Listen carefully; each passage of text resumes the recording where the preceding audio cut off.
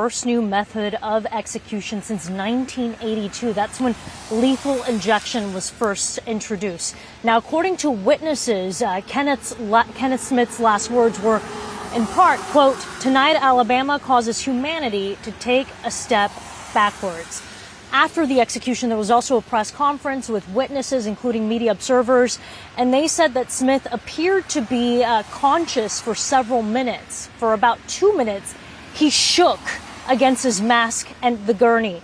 And then there were several minutes of him deeply breathing before his breathing then slowed down. Also at that press conference was Alabama Department of Corrections Commissioner John Hamm.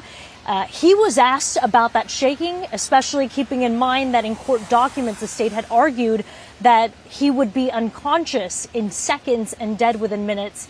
Here's what he had to say. Appeared that Smith was holding his breath as long as he could, and then there's also information out there.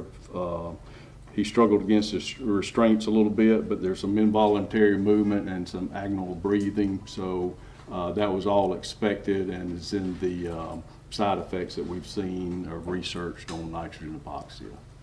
So nothing was out of the ordinary what we were expecting. You think it was involuntary? Yes.